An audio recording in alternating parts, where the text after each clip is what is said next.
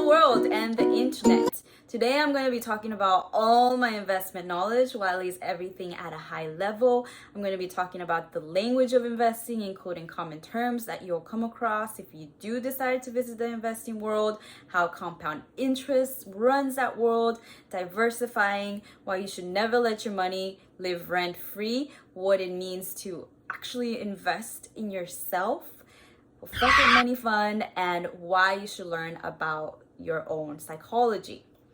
With that being said, let's get started. When I started, I didn't know what the F was going on. I was interested in investing ever since I started earning money. I kept hearing about it from a lot of my friends. Hey, you need to invest, you need to invest, you need to invest. So I had this nagging feeling that I had to invest. I was frustrated in the fact that the investing world seemed so foreign to me, and it seemed as though everyone that talked about it overcomplicated it. It's like any place or country that you visit, it's better if you go into it knowing a few basic phrases in the language that they speak. So if you don't know, people refer to themselves as bulls or bears, depending on whether they support the market or they oppose the market or even a specific stock. I thought that was hilarious that people refer to themselves as animals. There you have it, bulls and bears. Figured that one out real quick. Let's get into the terms. Stock price is the price for one share. A share is a portion of a company, and these shares are traded at the stock price during open up until market close, which is from 9:30 a.m. Eastern Time to 4 p.m. Eastern Time, Monday through Friday.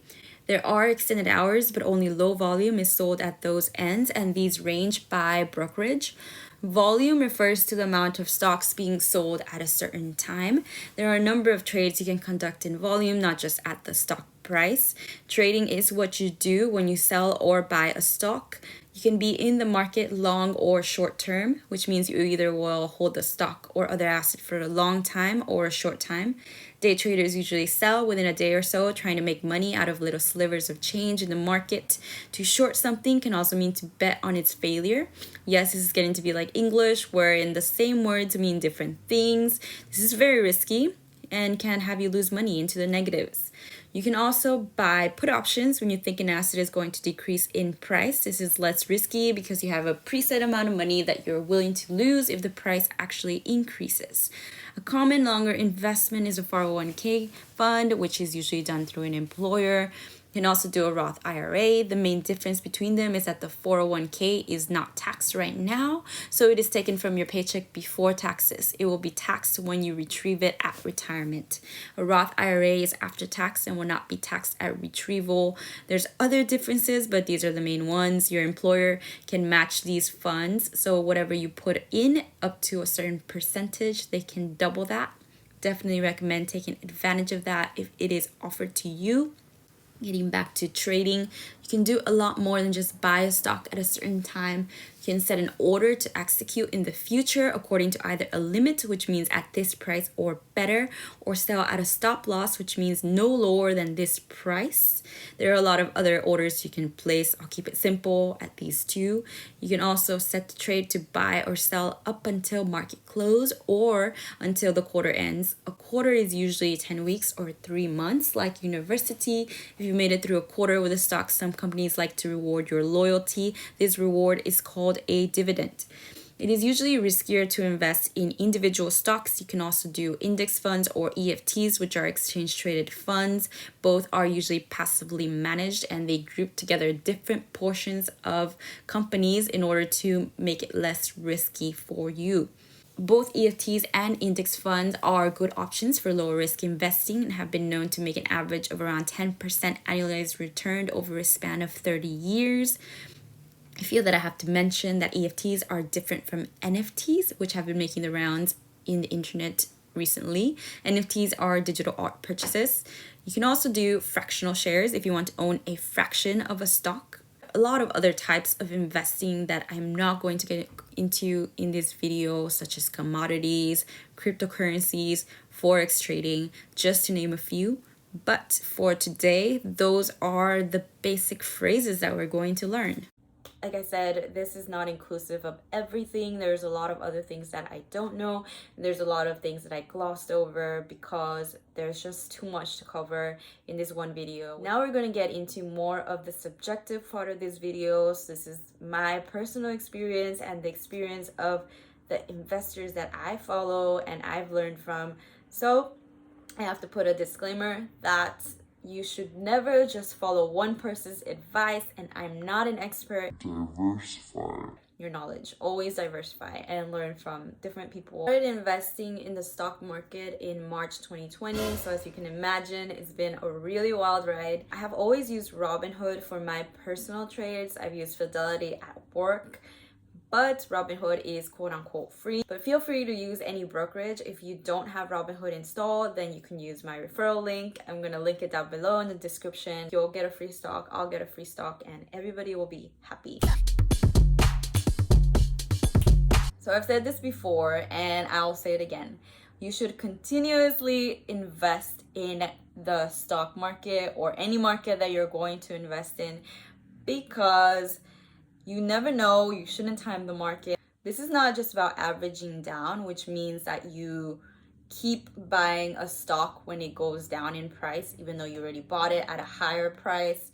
You buy it at the lower price so that you can average and get an average cost of that stock. So this is not just for that, not just down, but maybe up a little, keep going up, down, and then you'll get a price for that stock that is more close to the real price of that stock, at least for that period of time. I mean, what is the real price of anything, you know? You never know the trend that's gonna happen. So if you continually buy, then you'll be able to get more of that in-between number. This is where a plan comes in. A plan with at least two parameters, and that is the entry point and the exit point. Maybe you want to wait a year in order to get capital gains tax instead of regular income tax. I mean, it all depends on several factors.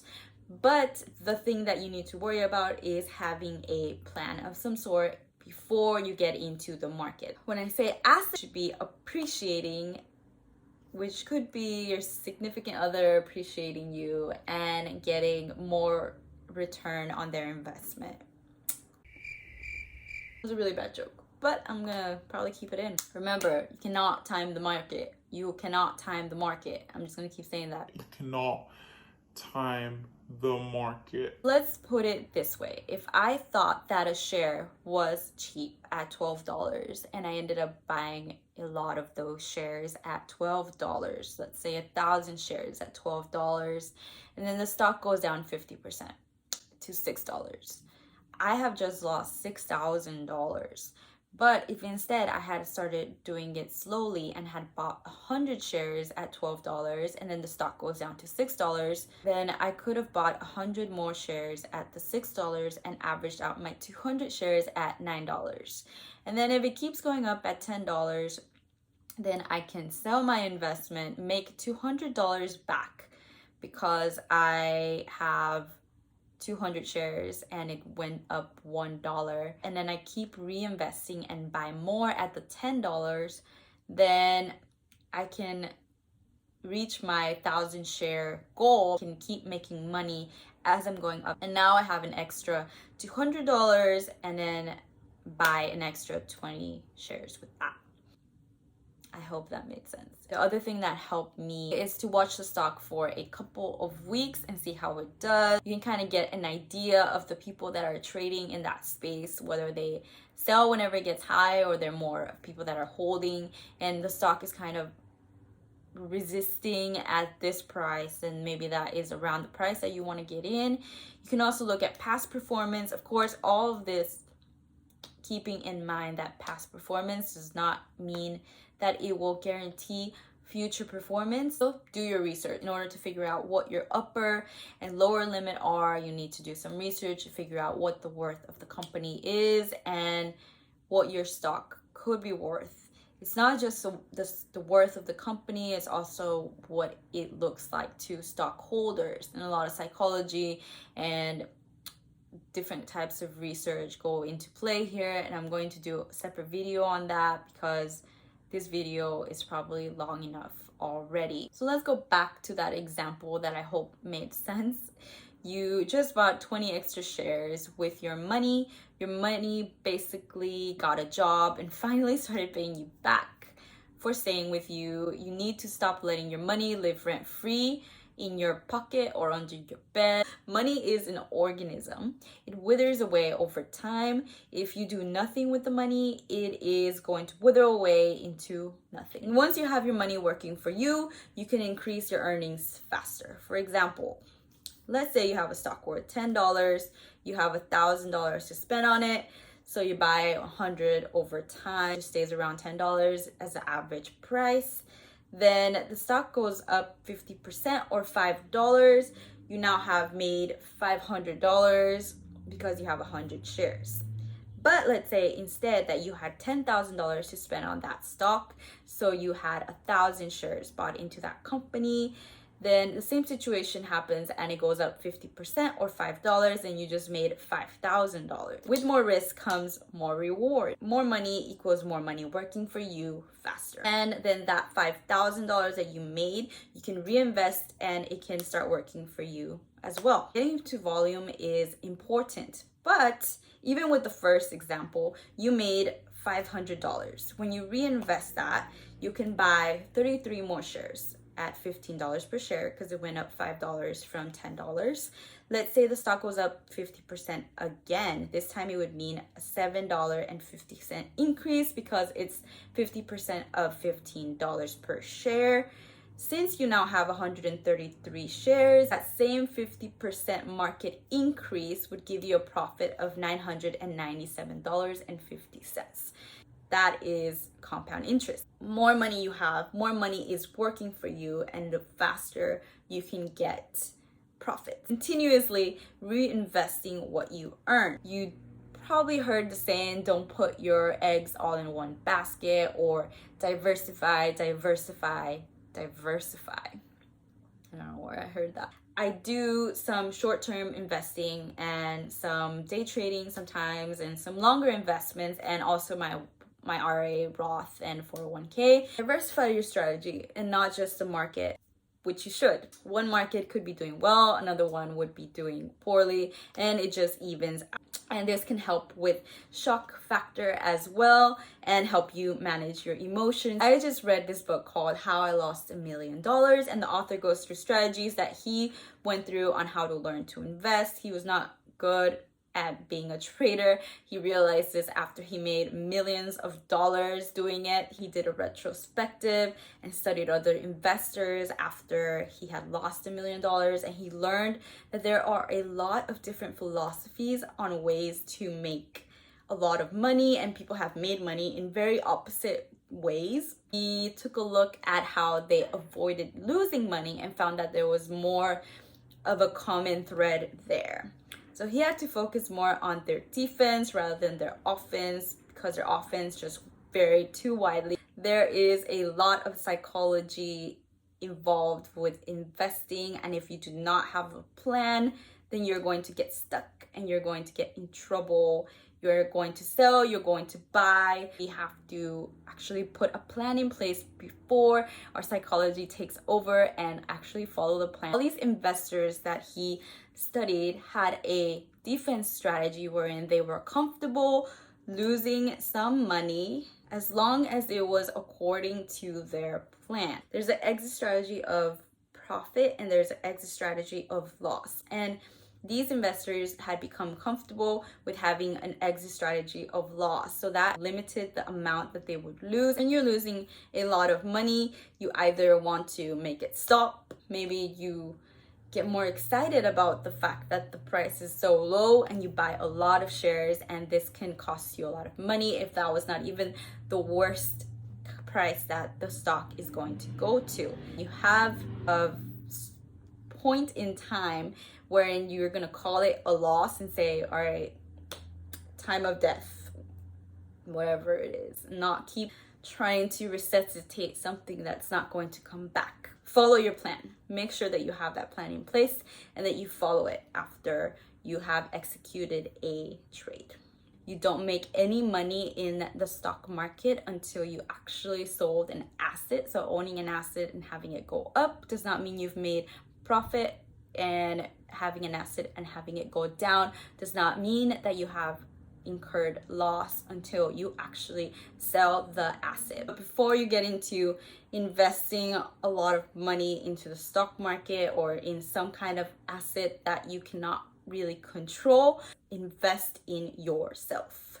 And when I heard this, it's such a cliche. I don't even know what it meant. I didn't know what it meant. I feel as though I'm at a point where I am comfortable doing this and I do it often. You have a little bit more control over whether that investment goes anywhere or doesn't, because it's you.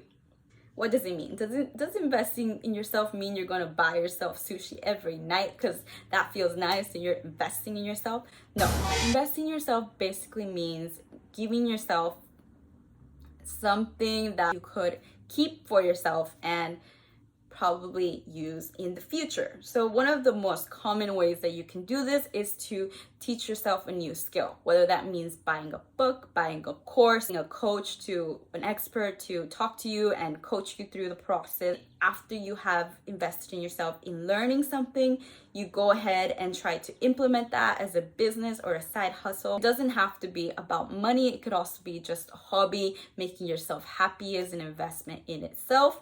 But you know, there is a story about Steve Jobs went and took a calligraphy class with seemingly nothing to do with anything he was going to do in the future. Maybe it was just going to be a class and he was going to have this cool skill. It actually became a big part of the Macintosh selling point, wherein it had all these beautiful fonts. So if you've invested in yourself, you are investing in yourself and you have that extra money, then we can move on to the Fuck It Fund. What I felt when I was learning how to invest. I had this amount of money that I didn't mind losing, and that is basically my Fuck It Fund. So if you're the type of person that likes to jump into the deep end to learn how to swim, then this is the strategy for you. I've tried to reframe that amount of money as a tuition cost for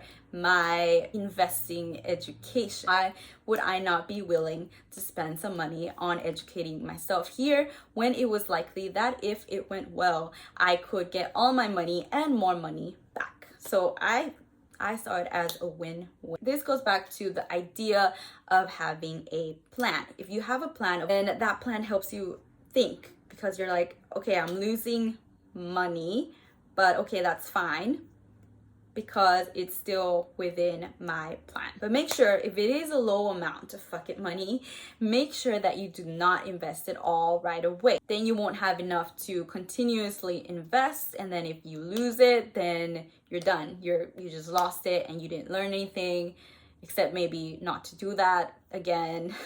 I mean, that's a lesson. Start with 10% of your fuck it money and keep going, continuously checking in and adding a little bit more each week. You eventually will be able to learn how you invest, how you feel.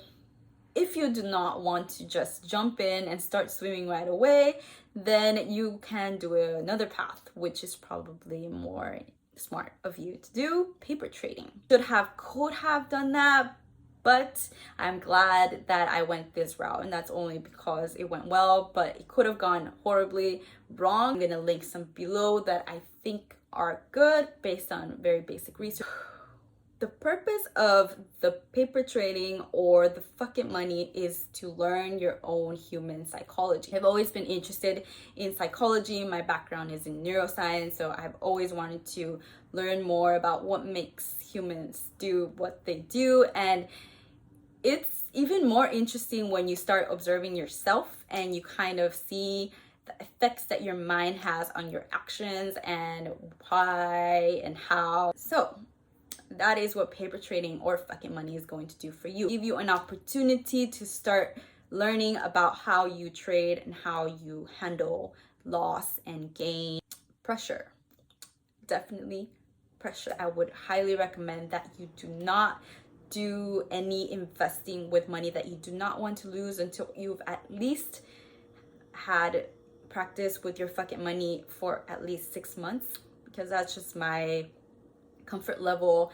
But like I mentioned, I'm not an expert. You do you and do what you think is right for you. All right. So that brings us to the end of the video. Please, if you have any questions, drop them down below. I want to know what you want to hear about and what you have questions about, because me, I'm just interested in everything and I'm all over the place. So please focus me on something. Hopefully I'll see you for the next one. If you're subscribed, if you're not, don't forget to subscribe so you can get notified of future videos, and see you next time. Bye.